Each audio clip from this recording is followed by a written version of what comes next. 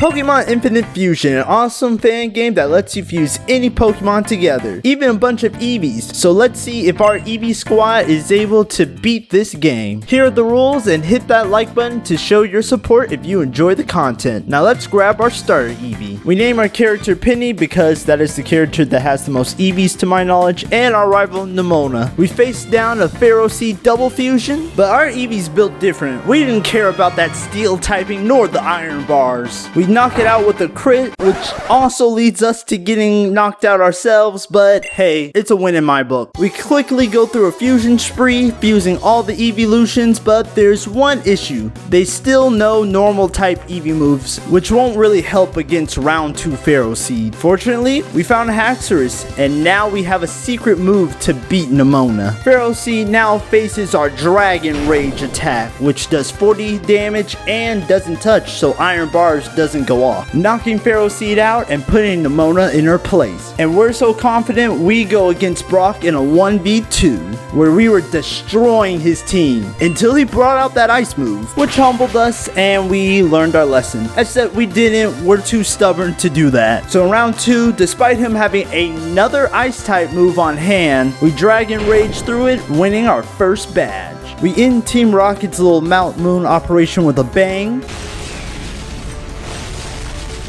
then step up to Gym Leader Misty. Leafeon takes the stage launching magical leaves to cut up her whole water team. I also didn't like the way this guy was looking at me. Nemona faces us for another battle, and the Eevee squad beats her team without breaking a sweat. We hop on the SS Am where we teach Nemona another lesson, but this time we only needed one member of the squad. Come on, man!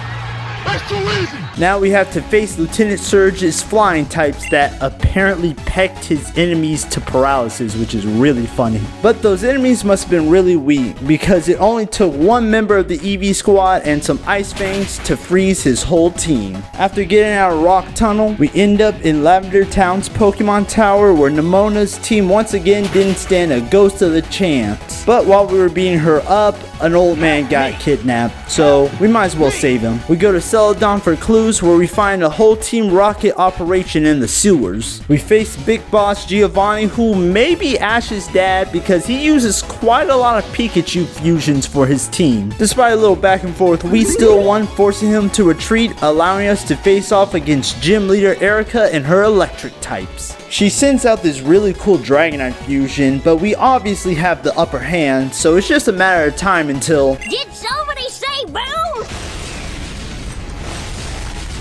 Or that can happen too. We wipe off the explosion dust and leave our Dragon Eevee to finish off the rest of her team. And now is a great time to swap up some fusions with Pokemon that we were catching in the wild. And luckily for us, we caught a good bit of legendary Pokemon to make our new Eevee squad. After rescuing Mr. Fuji, we were able to head down to Fuchsia City and face the fighting ninja master Koga, where our adorable red Eevee buries his whole team with Earthquake. We visit Saffron City where Team Rocket's being annoying again, and before we can face Big Boss Giovanni, Nemona stops us for another rival battle. How many times do we have to teach you this lesson, old man? And like always, it was pretty brief. Now we face Giovanni in a 2v1, and while he beats up Nemona's Pokemon, we quickly take out his whole team before he even notices, forcing him to retreat once again. Master Psychic Sabrina faces us, but her team couldn't handle our little floating Dark Eevee fusion, which proceeded to assurance her whole team with its little paw. We surf the sea, crashing on Cinnabar Island, where we run to the Pokemon Mansion to talk to Gym Leader Blaine. Hey man, you're a gym leader, so you have to run the gym. I know you're scared that one day the volcano may erupt and your whole gym and all of Cinnabar Island gets wiped out, but that's not really gonna happen. Come on, this is the world of Pokemon. Unless there's an Entei around. He faces us with his little silly bug fusions where our orange Eevee with wings burns them to a crisp. We stand around and watch another Team Rocket crime happen and do absolutely nothing until it's already over. Then we follow them to Ember Island where Giovanni makes an off-brand King Ghidorah. But I will say it was pretty powerful, but we simply spammed AoE attacks, hitting all 3 heads and bringing it down for good. And once again, Giovanni runs away, and I wonder where he went. He's probably not in the rundown gym that's suddenly open again and has his name on it. He also uses a type that reflects him being a leader of an evil organization.